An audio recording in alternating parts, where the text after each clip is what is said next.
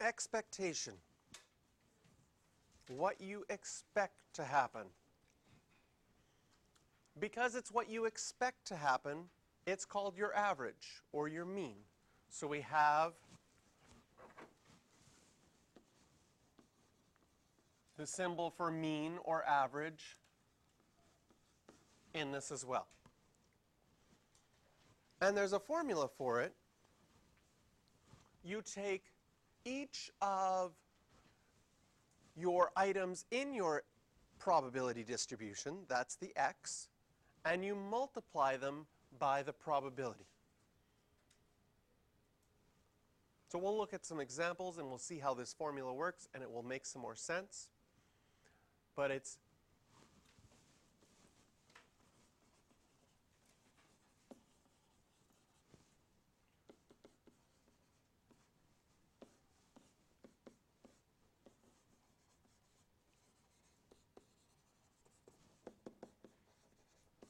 there's the formula explained in words.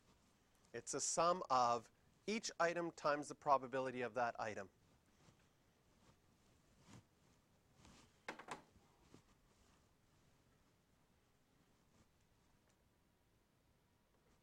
So here's our first example. You've got a random variable x. The probability distribution is given. Okay? It could happen this way, but I think this looks like a typo. What number do you think should be here? 3. That seems more reasonable. So let's just change it to 3. It would be fine to leave it as a 4, and you could still do the question with a 4. It just doesn't make sense to have 4 listed twice. It would just need to be listed once. So we'll change it to a 3. And we can do our expectation this way. Okay, for this one, we want to find the mean, the median, the mode, and the expected value. So what does this mean, first of all? If I listed this down, if I thought about this experiment, can you see this sort of being maybe a 10-sided dice? On a 10-sided dice, one side has a 1, 2 sides has a 2, 3 sides have a 3, 4 sides have a 4. If you listed that out,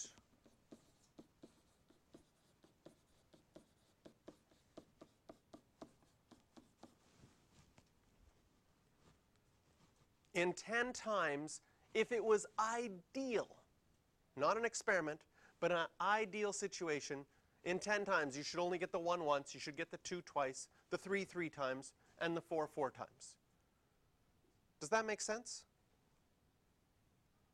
If I list that out that way, as a sample space, can you see that your mode, the most likely, is 4? Could you tell your mode just by the probabilities? The mode is the one that happens the most. Since the 4 has the highest probability, it would become the mode. The median, well, if it happened 10 times, your median would be in between the 5th and the 6th one, which are both 3s. Your median would be 3.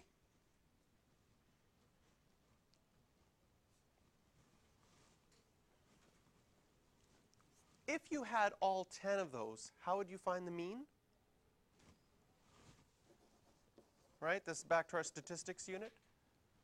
If you had all 10, you'd add those all up, right? So I'm going to get 16 plus 9, 25, plus 5 is 30. 30 divided by 10 is equal to 3.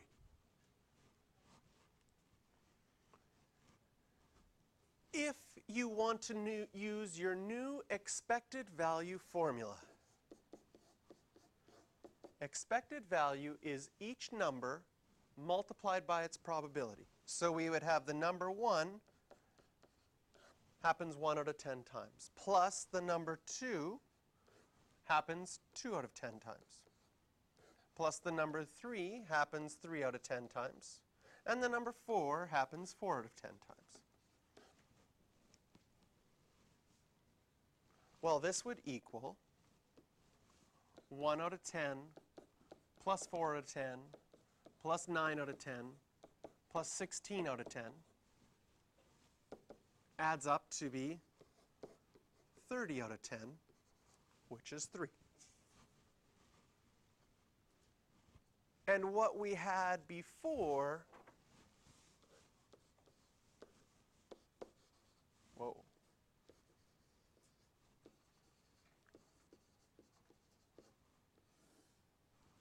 that your mean and your expected value are the same thing.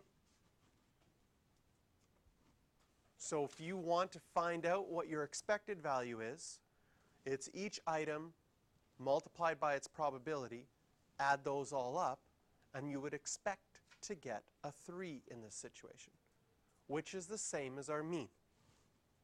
But in order to find out the mean and the median and the mode, we sort of had to imagine a certain number of times this happening and theoretically imagine how many times you would get of each one. This isn't experimental, because if you rolled a 10-sided dice 10 times, it's actually very likely you wouldn't get exactly perfect 1 1, 2 2s, 3 3s, 4 4s. Right? Here, if I take a regular dice, if I roll this 6 times, theoretically, I should get every number once. Whew, off to a good start. Got the 4. I got the 2. Got the 6. Got the 3. Oh, I got 2 again. I almost made it through all 6, getting all 6 different. Okay? So we had to think of it theoretically in order to figure out the median, the mode, and the mean.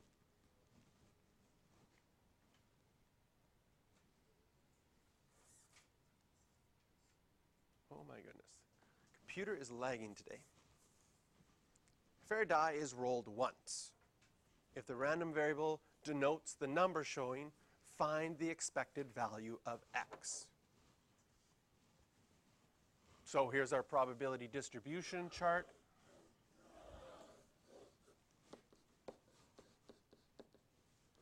You could get a 1, 2, 3, 4, 5, or 6.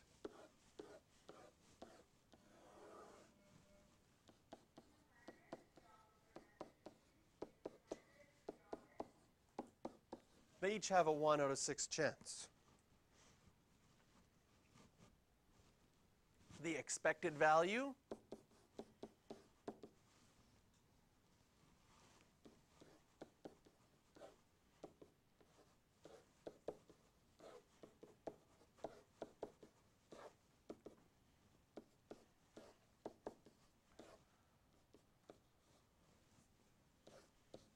whoa. Does that make sense? Each of them multiplied together. Now, if we add those all up, 1 out of 6, 2 out of 6, 3, 6, 10, 15, they all add up to 21 out of 6 as a decimal. That's 3.5. Does that kind of make sense? You have the numbers 1 through 6. On average, you should get 3.5.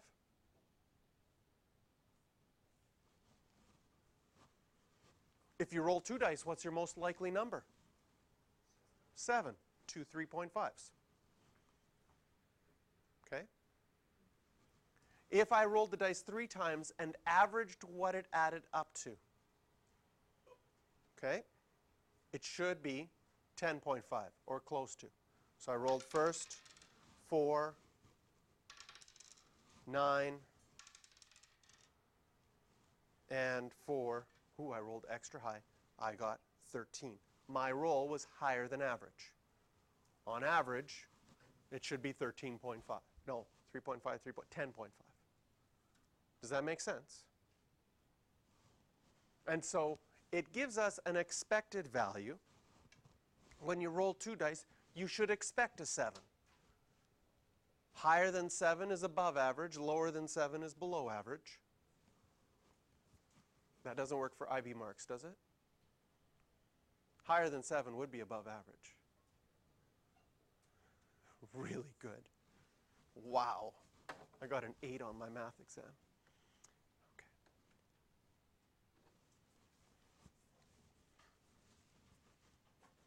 Here's one for you to try.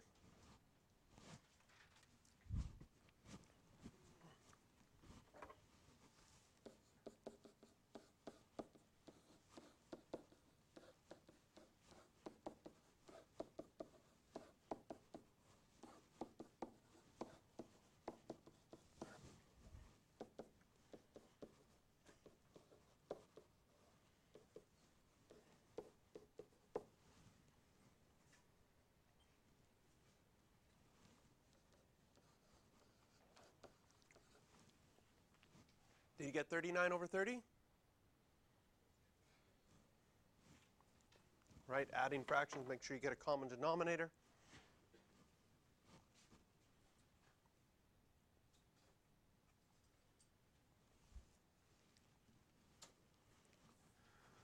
The random variable x can take on the values 1, 2, and 3. Given that the value 3 is 3 times as likely as each of the values of 1 and 2, and the values of 1 and 2 are equally likely, draw a table of the possible values of x together with p of x equals x. In other words, the table that you're drawing is a probability distribution chart. Pick a letter to represent probability of 1, probability of 2. They're going to be the same. And then probability of 3 is 3 times the probabilities of 1 and 2.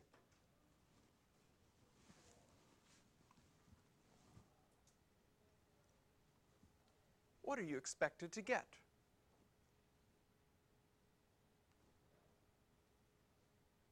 Well, first of all, we need to find out what k is. Probability distributions always add up to 1, so this idea keeps coming back over and over and over again. We find out that k is equal to 1/5. Once we know that k is 1/5, we can find our expected value.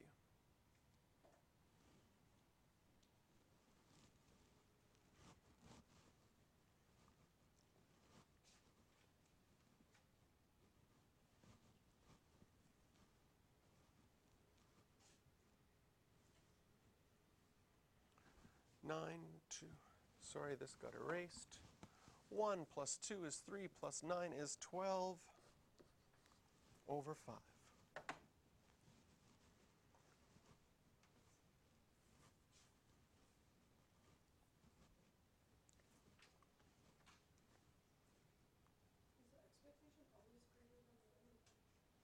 No, it depends on what your values are.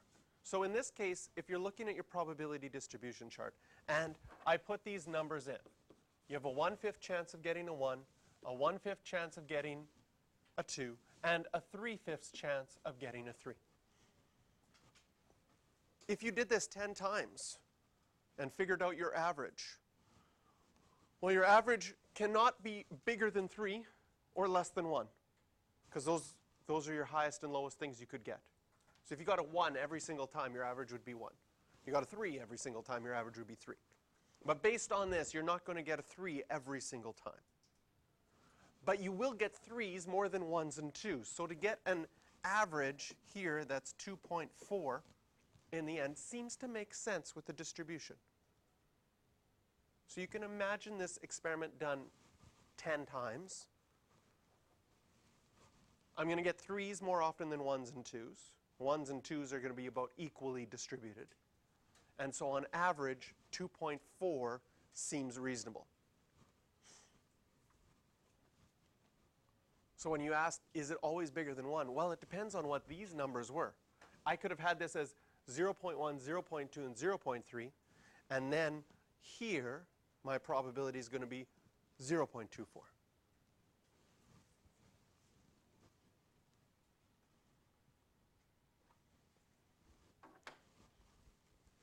The random variable x has the following probability distribution. Probability that x equals x is x over k. For x, 1, 2, 3, and 4. So again, we have to take this information. Can we put it into a probability distribution chart? Right, here's our x, probability x equals x here. X could be 1, 2, 3, or 4. Well, the probability of 1 is 1 over k. The 2 is 2 over k. The 3, 3 over k. And the 4, 4 over k.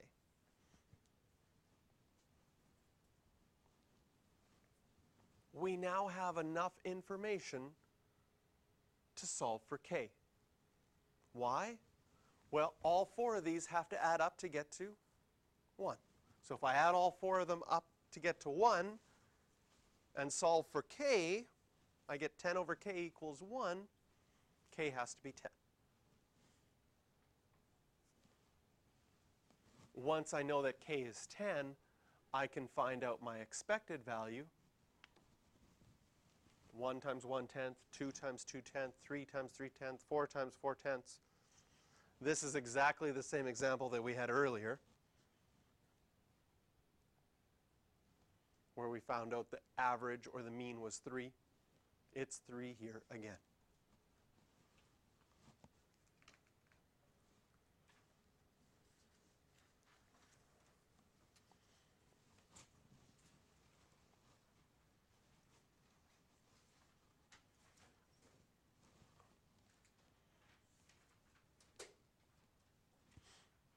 And the last example, again, once again, me thinking how to make money off of people.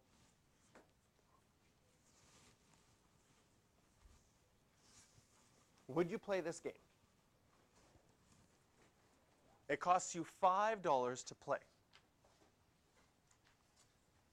In 3 of the situations, you win money. In 1 situation, you have to pay additional money back to me. That's really bad. Pay $5 to play, you land on the 9, you have to pay me $9. But you could win big. Yes. You could win big because you could hit that 15 and win $15.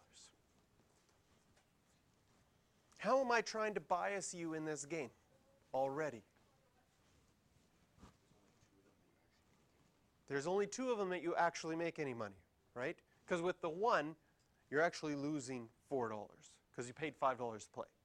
Okay? So I'm trying to manipulate you already. Oh, man, this is why I became a teacher, right? Manipulate students. And then I also manipulate you by saying, oh, 15 is way better than losing 9. You should play. But what's actually happening here? 15, you only make $10. When you lose an additional 9, you've already lost 5. You're really losing 14. So that's also trying to manipulate you in a certain way. Okay. So, what is the expected value of turning the spinner once? If you played this game, what's the expected amount that you would lose playing it once? If you played it 10 times, how much money would you lose? Well, we can set up our probability distribution by saying, what are the things you could get? You could make $10, make $5, lose $4, or lose $14. Each of them, imagining the spinner isn't rigged. There's not like honey stuck down in the -9. That would be really mean. So that every time you spin it, just, oh, it got stuck in the -9 again. That's too bad. And once you've set up your probability distribution, well then, calculating your expected value is just a matter of multiplying each of them and adding them up. And it's actually not that bad of a game. It's not fair. But if you played it, you're averaging losing 75 cents a time. If you play it 10 times, you'd lose $7.50. If it's really, really fun for you to play this game, that you're willing to lose 75 cents each time, maybe it's worth it. But it is designed so that you lose money over time. Okay, that is where we're going to stop for today.